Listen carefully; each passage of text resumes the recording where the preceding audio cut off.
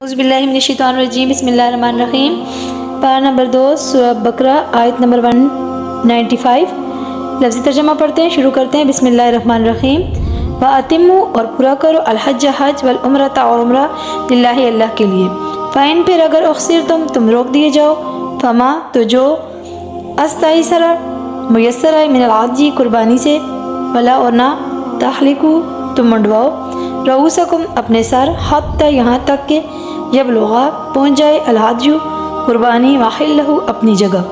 فمن پس جو کانا ہو منکم تم میں سے مریضاً بیمار او یا بہی اس کے اذن تکلیف من راس سے ہی اس کے سر میں سے، ففدیۃ تو بدلہ من صیام روزہ سے ہے، او یا صدقات صدقہ، او یا نسکن قربانی، فیضا پھر جب امن تم امن میں ہو، فمن تو جو کوئی تمتع فائدہ اٹھائے بالعمرتی ساتھ عمرہ الا تک الحج حج، فما تو جو استیسرہ میسر ہے من العدی قربانی سے، فمن پھر جو لم نہ یاجد پائے، فصیام تو روزے رکھے، ثلاثتی 3 ایام دن، فی الحج حج میں، فسبعتی اور 7 اذا جب رجا تم واپس آ جاؤ، تلکا یہ عشرۃ کاملات 10 پورے ہیں، ذالک یہ لمن واسطے اس کے جو لم نہ یکن ہو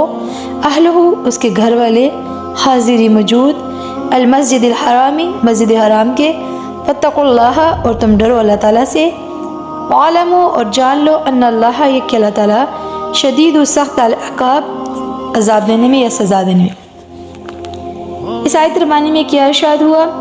اور پورا کرو حج اور عمرہ اللہ کے لیے، پھر اگر تم روک دیے جاؤ تو جو قربانی میسر آئے پیش کرو، اور اپنے سر نہ منڈواؤ یہاں تک کہ قربانی اپنی جگہ پہنچ جائے۔